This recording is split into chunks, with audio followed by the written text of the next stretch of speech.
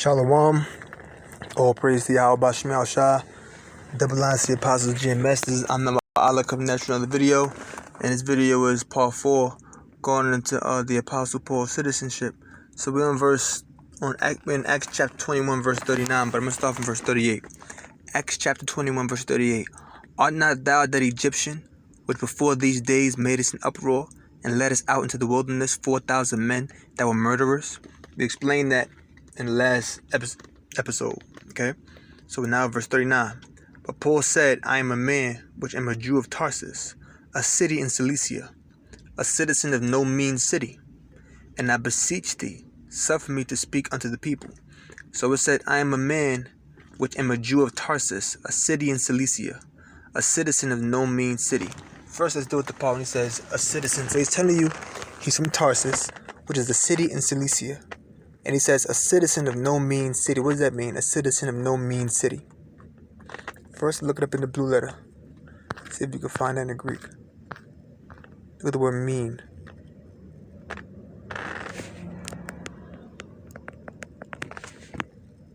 Strong's G 767. Asimas. Asimas. Unmarked or unstamped. Of money, unknown, of no mark, insignificant, ignoble.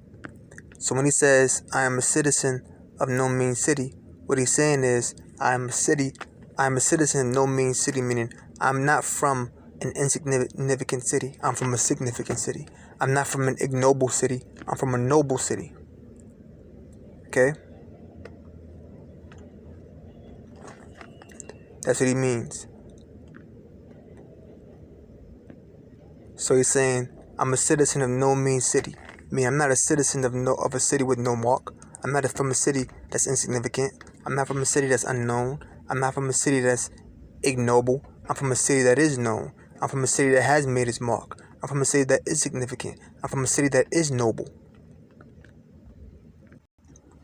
This right here is called Litites. a litites. So when he says, I am a citizen of no mean city, he's saying I'm from a city. I'm not from a no mean city. Like when you do math, you have the mean, the mode, the median.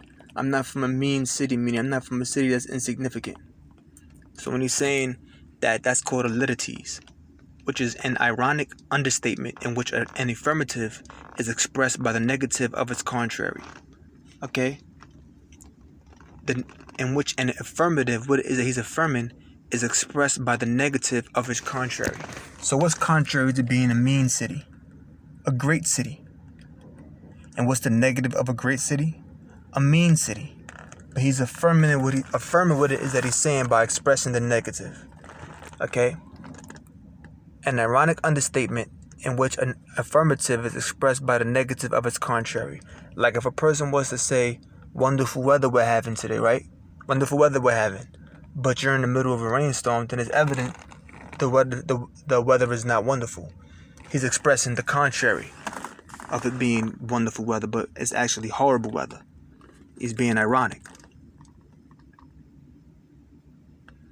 You know? I even typed in Litites example. See? It says he's not the friendliest person, which means the person isn't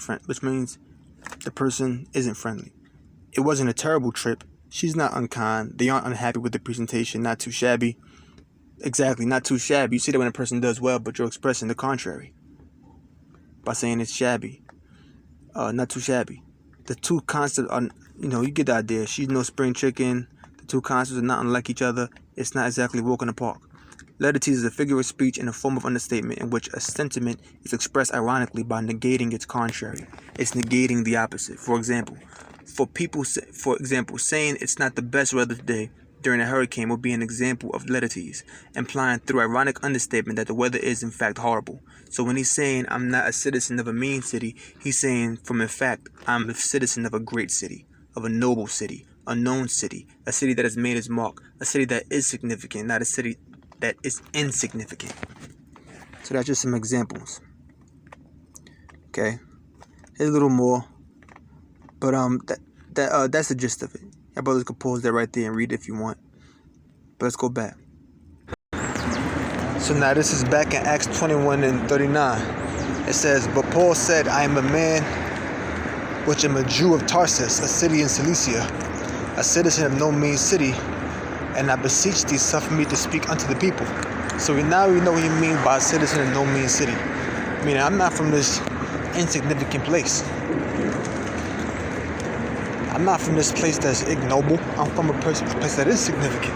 I'm from a place that is noble, a place that's well known, a place that has made its mark.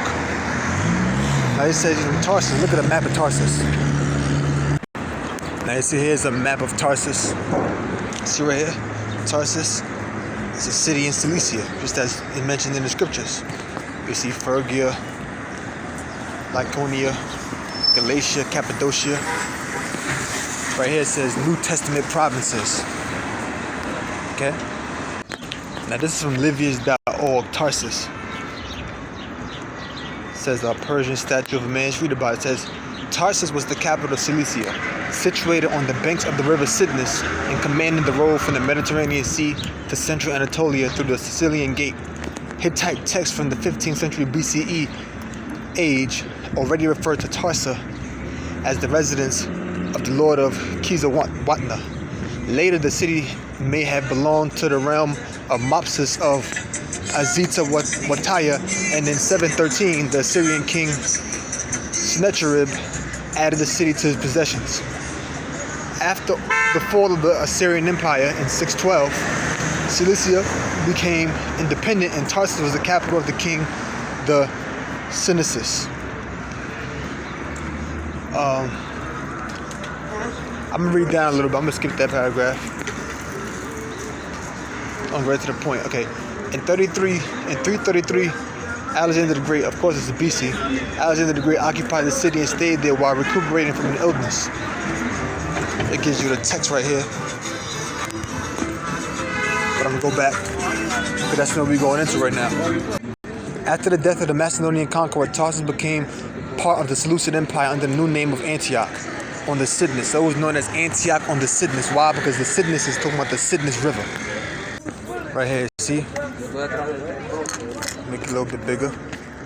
See, it says Tarsus, and it's the Cydnus River. So Tarsus became part of the Seleucid Empire, and it was given the name of Antioch on the Cydnus. After all, the line of the Antiochians came from what? That Seleucid line. So they called it Antioch on the Cydnus. Becoming Hellenized, Tarsus started to claim that it had been founded by Perseus. Okay? Let's look at that real quick. Got another name, Perseus.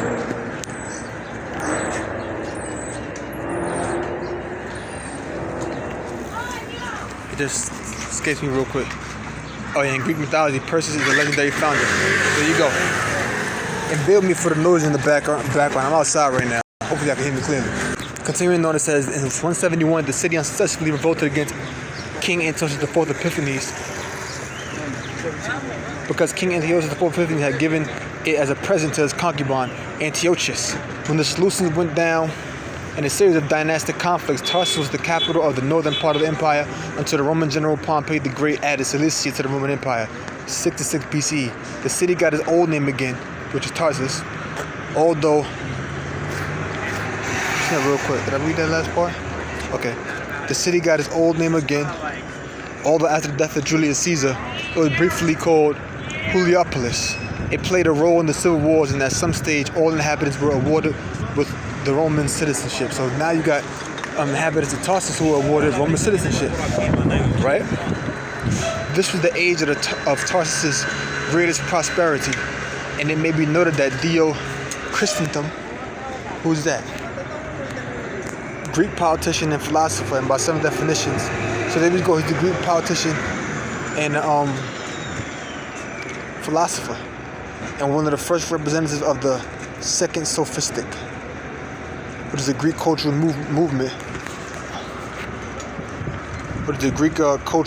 You read about it, says, ancient society was very illiterate. Only a few rich people could afford to attend school.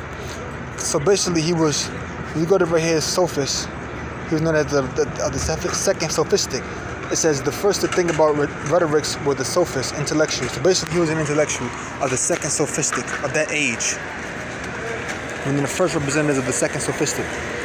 And it says, so he was a learned man. What did he say about Tarsus? This was the age of Tarsus' great prosperity, and it may be noted that Dio Christentum calls the city the greatest of all towns in Silesia and a metropolis from the outset.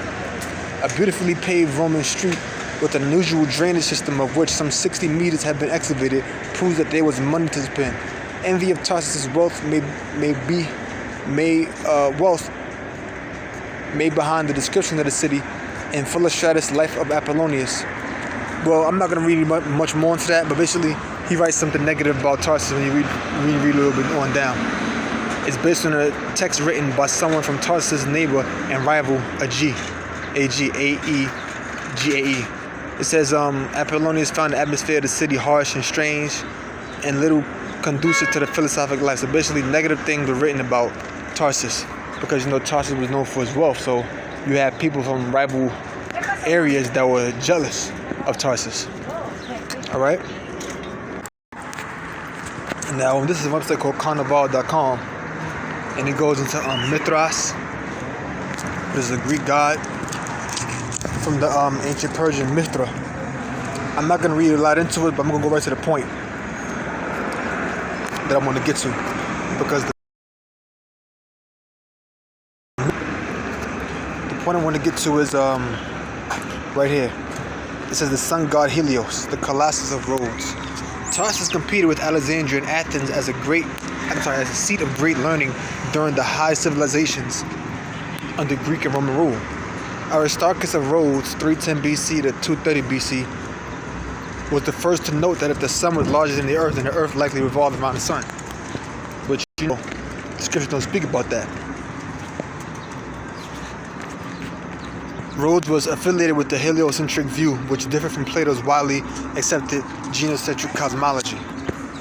And this section here is called Stoics of Tarsus and Pirates of Silesia.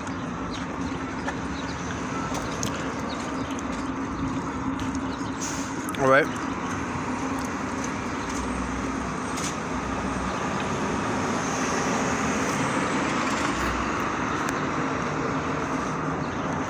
It's a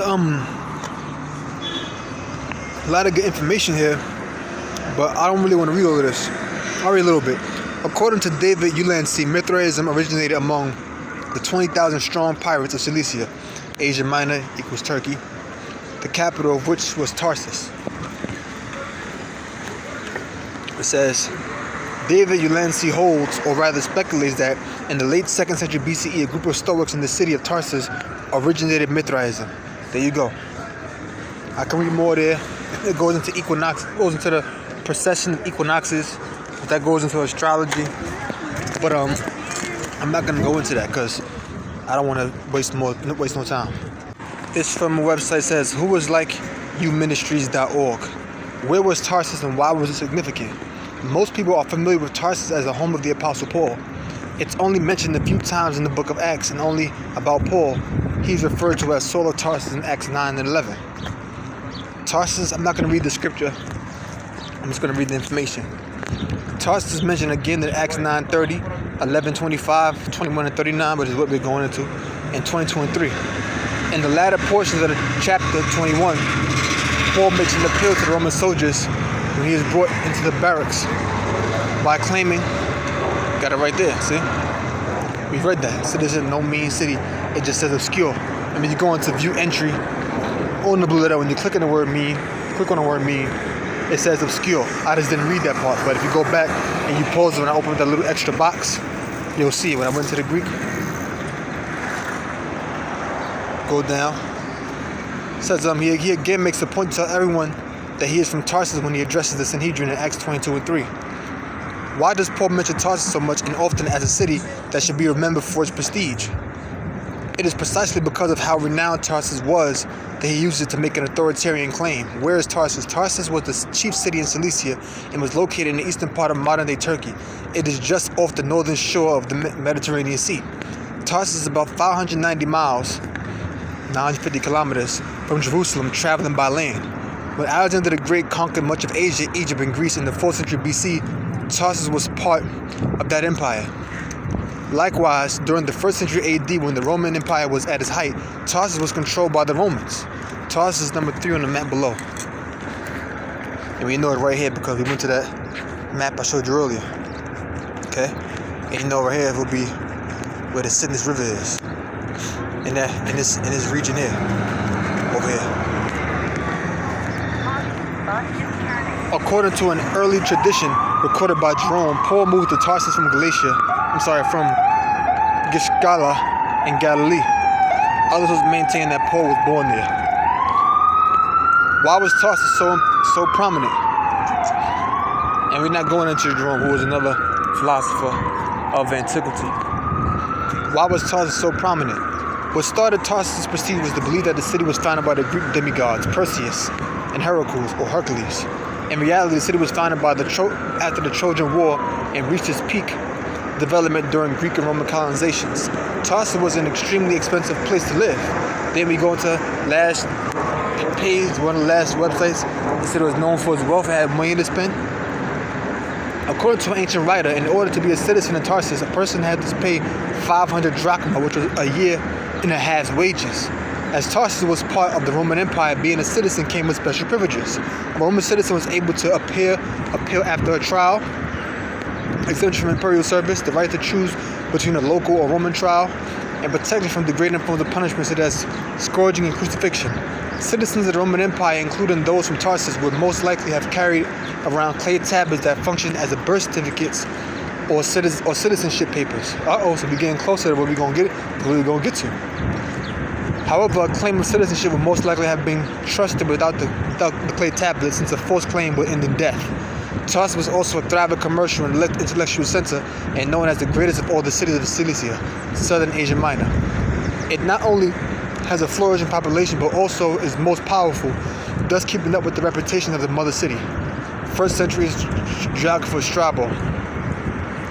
Okay? Strabo also tells you where it's from. Strabo also describes how Tarsus surpassed even Athens and Alexandria in culture and learning. Its renown gave it the name University City, one of the three in the Roman Empire. The city was well known for its learning and philosophy. It was also a favorite place by Augustus Caesar and played a role in the civil war between Julius Caesar and Pompey in 47 BCE. During this conflict, the people of Tarsus sided with Julius Caesar, and he changed the name to Heliopolis. The city has also been visited by Cleopatra and Mark Antony. Because of its prominence, the population of the city was no less than 500,000 people. This is significant. It's like the size of Staten Island in population. This is significant because Rome only reached around 1 million at its height, and Alexandria, Carthage, Ephesus, and Antioch only reached about 200,000. Check that out. It was significant. It was known as the intellectual center, but it didn't even reach 1 million people, like other places, like Rome did. Cleopatra's Gate at Tarsus' conclusion, as we can see, Tarsus was a very important city in the ancient world and was very well known for its intellectual citizens. It is also said that the people of this city craved learning more than those from Athens or Alexandria.